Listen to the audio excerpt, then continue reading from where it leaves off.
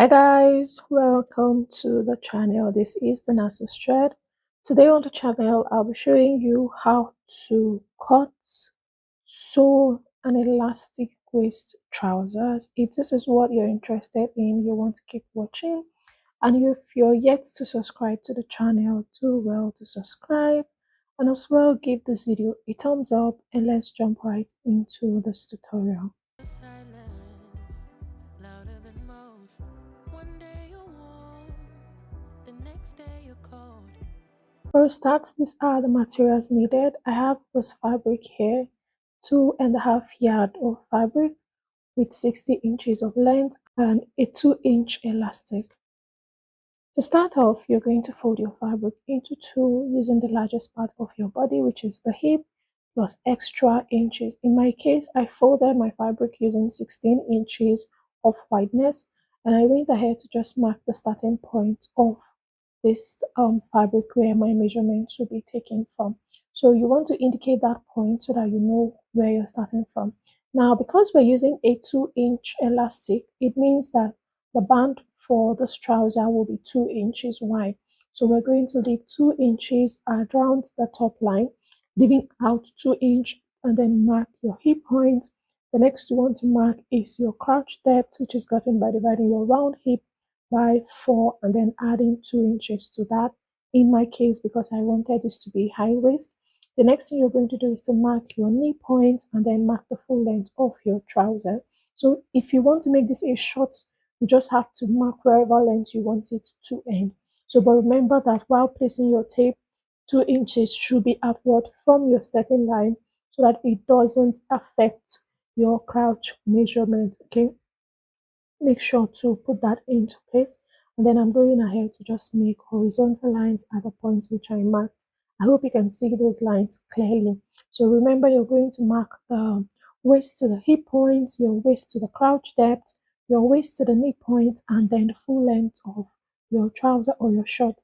Then the next thing you want to mark is quarter of your round hip measurement divided by, sorry, your round hip measurement divided by 4 plus 1 inch. Now, you must have seen some jumbo pants. So if you want this to be bigger, you have to add from 5 inches and above to have that jumbo effect. But for this trouser, we're not going for that. We're just adding 1 inch to that. So I marked that at the waist point, mark that at the hip point, and also at the crotch depth point. So you're going to mark it at those 3 points. Now I'm just using my blue chalk to highlight my lines. I hope you can see those lines properly and you're not having issues considering the fact that I'm using a checked fabric for this tutorial. So you're just going to outline those lines. Remember I said to get that measurement, go ahead and mark quarter of your round hip measurement plus 1 inch. If you want it bigger, add extra inches to that. Mark that from the waist down to the crotch depth. Now for the crotch extension, take the measurement you have there and divide by 4, or you go ahead and divide your round hip measurement by 4.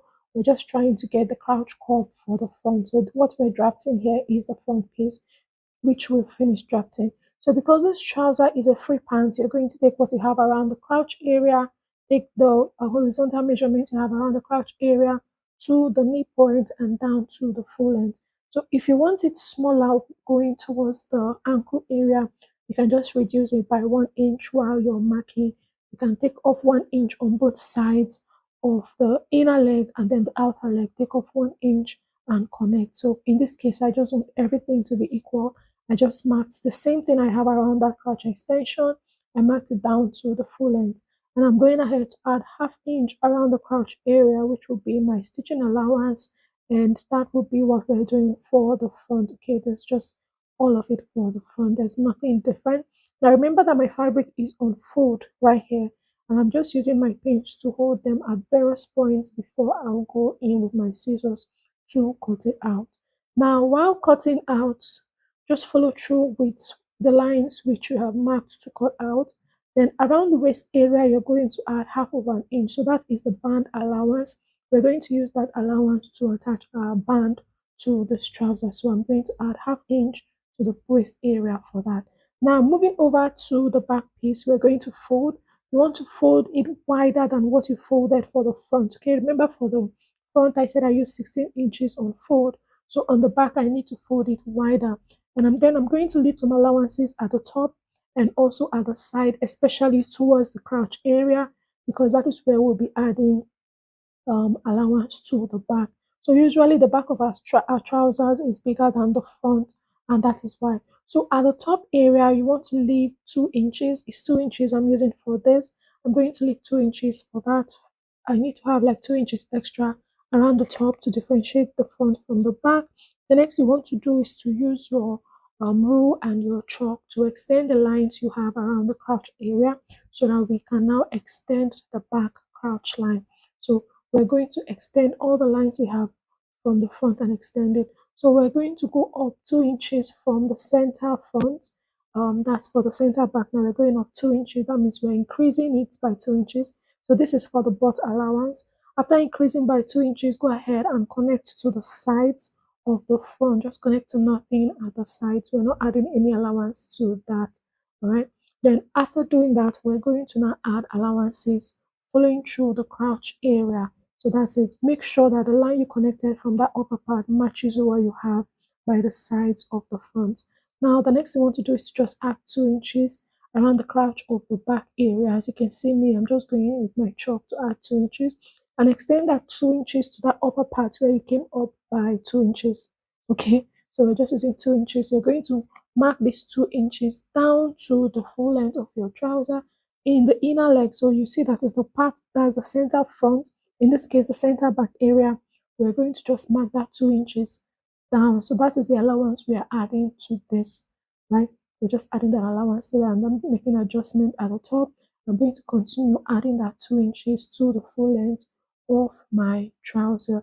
So you can also use 1.5 inches if you're on the smaller side and you don't want the trouser to be too big. So 1.5 also works perfectly. So I'm going in with my rule to just connect the points which I have marked, after which I will use my scissors to just take off,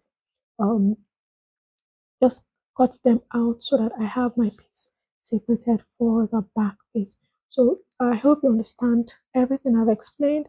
And if you have any questions, you can ask them in the comment section. I will do well to attend to your questions. So I'm just going ahead to use my scissors to cut out the parts I will not need. So I'm not adding any allowance to the crotch of the back because I already added to the front. So I'm not adding that because I took the measurement from that allowance. And make sure to indicate the wrong sides of your fabric so that when you're stitching together, you don't make mistakes. So for the back, you just need to stitch down the crotch area of the back together by 1/2 inch. Now bringing in the front piece, we're going to create a space for the pocket. So I'm coming in from the sides by 2 inches. I'll come in 2 inches from the sides and then I'll go down from the sides by 6.5 inches. So you can use 6.5, you can use 7 inches, you can use 6 inches depending on how open you want the pocket to be. And then I'm using my rule to connect a slant to that point and I'll cut it off. So I'm just going to cut it off. You can keep this aside. We're going to just use this to cross check the pocket. Now we're going to cut out the piece for the pocket. So the length depends on your preference, how long you want how deep you want your pocket to be. It totally depends on you. So I'm just going to show you how to cut that out. It's just a simple fabric. Since we need for both sides, I'm going to be folding my fabric into 4 and then I will cut out. So I folded into 4. I'm going with my tape to measure. So what I need for the width after folding into 4 is 8 inches. So this works perfectly. I'm going to just align them at the upper part and then go ahead and cut out. So for the depth of the pocket, that's the length, go ahead and measure how long you want it to be. In this case, I used about 13 inches for mine. So if you want it bigger, you want it smaller, you just have to adjust accordingly so that it fits. And then make sure that the width of your pocket is 8 inches. So I'm ensuring that I have 8 inches there on all sides before going with my scissors to cut. Then we can now trace out what we have on the front pocket on this part so that it matches while we go when we go back to the machine to stitch it down. So this is what we have. I'm just marking the wrong side. I'm going to just straighten up this end so that it's straight, and I'm going to mark the wrong side of the fabric. Now we're going to fold this into 2 again and then place the front piece, that's the pocket area where we just cut out from the front piece. We're going to place it. Make sure that it's matching at the top. Make sure it's matching at the sides. Those are the places you need to. And make sure the part where you are placing together with the pocket is the open end after you folded it. And then take off the excess fabric. So you have taken that off. Bringing out the first part we cut out, replacing that, you see it matches. That's because the sides of the front is actually is straight, it's not curled because this is an elastic waist trouser. Go ahead and notch the part which will be attaching, and then we are going to stitch the pocket to it and then stitch the crotch area of the front. I hope you know how to do that. So it's actually quite easy to just attach your pocket and then stitch the crotch area. So I'm not going to go over explaining that. Now for the band, the piece of fabric we need for the band, I used I think I cut out 5.5. Um, by right, you're supposed to cut out this band after you have finished sewing the piece together, attaching the sides, attaching the crotch, having your trouser piece as a like one piece, a whole piece.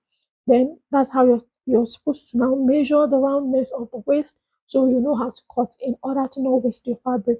But I'm going ahead to just cut this at once. Okay, so that means I need to add extra fabrics to this so that I don't have it being short.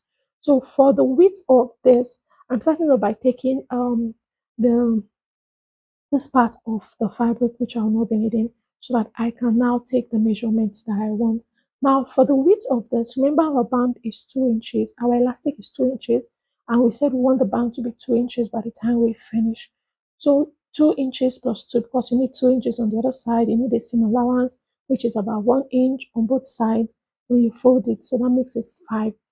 Now, I used 5.5 for here, but I think you should use 6 inches. Okay.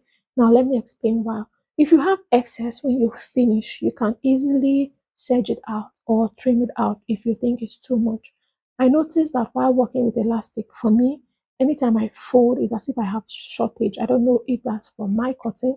So that's why I used 5.5 inches here. It actually worked for what I wanted, but I think in making this again, I will use 6 inches so I'm on a safer side. I have excess of fabric. If it's too much, the only thing I need to do is to cut out the excess fabric I have. Okay. So in this case here, I used 5.5. And if you think you can work with it perfectly, 5 inches what you need for the band. That is the exact measurement you need for your band. So this is what we're going to do, use for the band. Now the next thing I'm going to cut out is the rope we're going to use for adjusting. So you can get an already made rope to use for your adjusting to make the adjustment for the waist by the time you wear it. But I'm going to just cut it out. So the width I have here is 1.5 inches wide. I think 1.5, 2 inches wide. That's what I have here. And the length can be as long as you want it to be. So we finish cutting out every piece we need for this trouser. We need to now jump into stitching it down. So now to stitch this one for the rope, you just have to fold in the tip and then fold it on both sides and fold it on itself and go ahead and stitch. That's just it. And then for the band, what we need to do is to iron and interfacing to it and keep aside. So this is a trouser, this is the front after I've stitched the pocket, and then I've also gone ahead to stitch the crotch area, and then I serged the sides. For the back, I just stitched the crotch area together and serged it. So what we need to do now is to align our piece together to stitch. So you're going to bring the front crouch and the back crouch together. Please then use your pins to hold them down, after which you just pin the legs. Now this pinning it this way will help you to help the fabrics to match so that you don't have one piece longer than the other. So you're going to pin the crouch area first, pin the legs, and then go ahead and pin the middle areas. You go over to the other leg and repeat the same process. Pin the leg, then pin the middle areas coming from the crouch area down to the leg. Just go ahead and pin them down. So you can see me just using my pins to hold them down. Working with your pins is going to give you a very great result. So you just need to be patient and careful while you're doing that. So after pinning that crouch area, the next is to pin the sides. So you're going to place the sides just the same way. Pin the top, pin the base before going ahead to pin the middle parts. So this just helps the fabrics to align perfectly. You don't have one side longer than the other. So you're going to do that on both sides, after which you go ahead and stitch. So I've finished stitching The next thing I'm going to do now is to take the measurement of the waist area for the band. So remember I said before cutting your band, you're supposed to get to this point now. After this is the point you're supposed to get to before you go ahead to cut the band. So I'm going to just measure this. Since I have my band, I will measure this and then make adjustments to my band because I added extra inches of fabric to mine. So you're going to just measure around this. Make sure that you take your time.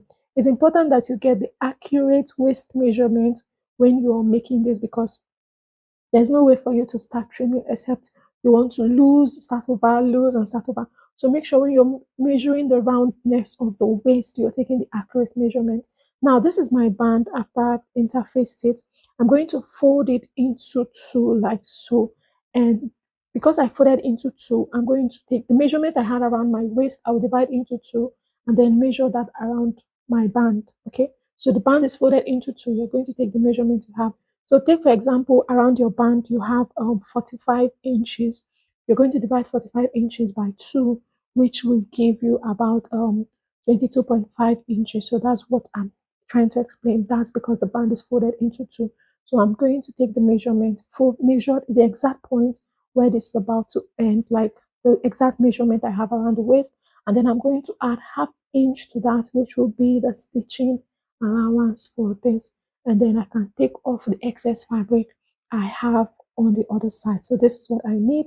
Then the next thing I'm going to do is to just take off the excess fabric that I have on this other side because I will not be needing it. So you're going to take that exact measurement you have, half of the exact measurement you have, and then add half inch to that so that you use that as your stitching allowance. So now that we have this, we're going to stitch. So this band is going to have a rope. So you want to make a space for the rope. So from the top, I came down by 1 inch. I'm leaving a 1 inch space, and then I'm going to stitch the other point. So you come down 1 inch, stitch to that point, stop, leave an opening of 1 inch, and continue stitching to the end of the band. I'll just go ahead and do that. So I finished doing that. This is what it looks like. So this is the opening I have right here. Now I'm going to take this over to my ironing table, iron it flat, stitch it down, and then iron it again on itself. So I've finished doing that. This is what the band looks like. So you can see the opening. It's going to be on one side, and I'm gonna have to fold it. So when you finish doing that, you want to remeasure your piece so that you're on track. Measure the width, measure the length. Now for the elastic, the waist I'm working with for this, my waist is 32. Okay, there's 32. I'm working with a waist of 32 inches. So you need to reduce it. Okay, I actually worked with a waist of 36 inches for this. I worked with a waist of 36. So you minus 4 inch, minus 5 inch from it. I think that's okay. 5 inch is okay for that. And then use that to cut out your elastic. Then we're going to go over to the machine to stitch it down. So start by placing your elastic on itself, like place both of them together on itself and then stitch. So run lots of stitch on it. If you have a zigzag machine, go ahead and make zigzag stitches on it. The fact that the reason for running excess stitches on it is so that it stays put. Okay, it doesn't pull when it stretches. So you have to take your time, run as much stitch as you can on top of it to keep it in place. Remember, I said to overlap them while you're stitching it down. So after doing that, I'll just taking off the excess fabric. Then I'm going to take off the excess elastic so that it's smooth inside. Now I'm going to bring in the piece for the band which I'm using, and then insert the elastic into it like so. So we still have the opening, the band is still open. We're going to insert the elastic into it, make sure it gets to the end, which is the close part at the top area, and then you're going to sew. Okay, this is the point where I realized that I should have added excess fabric to the width of my band. Okay, and then I can go ahead to trim it off or sedge it out. So when you're stitching, please do not stitch on top of your elastic so that you can stretch that. So make sure that you're tucking in the elastic inside of the fabric piece for your band, and then you go ahead and stitch it down with the extra you have left. But please ensure to not stitch on top of your fabric. You can do this, take your time to do this so that it comes out looking well. You can see me trying to ensure that my elastic is in place, it is placed properly, and then I'll continue stitching it down. So make sure that you take your time, place your elastic properly, and you stitch. And make sure, very important, that you are not stitching on top of your fabric. It is very important that you are not stitching on top of your fabric. You're just stitching on the excess fabric. You're sorry, not stitching on top of your elastic. You're stitching the fabric piece, that's the space you have left on your fabric. Okay, don't stitch on top of your elastic. You say you need your space, then pull me close. I read your silence, louder than most. One day you're warm, the next day you're cold. Got me second guessing what I already know. I give you love, but you ration yours. But you ration yours. You open up just to close the door. Just to close the door. I stay up late. So after doing that, the next thing you want to do is to arrange your elastic. Just spread out the gathers so that it's equal. Make sure you spread it out properly so that it's uniformed along the areas. Make sure it's uniformed along the areas. Now you're making sure of this because we're going to stitch on top of this again, including on the fabric and then on the elastic piece. So you want to spread them properly so that they're uniform. Now to stitch on top of the fabric, I'm going to come down half inch. I'm using where I have that opening, which is the front of my band. I came down half inch from the top, and then I'm stretching my fabric out to stitch on top of it. So make sure you stretch it out. The fabric is not folding stretch. You can see how I'm stretching this. It can be quite stressful, but when you do this properly, you're going to like the outcome of your elastic band. So make sure you stretch it very well and stitch it. So stretch and stitch till you get to the point where you started your stitching from. So after doing it at the top, the next place to stitch is the bottom area. So I'm going to come up half inch from that the first stitching I have around the base, because we're stitching on top of the elastic and the fabric. That's why you need to stretch. So you're going to come up half inch from the first stitch you made at the base and then stitch again. So you stretch, you stitch, you stretch, you stitch.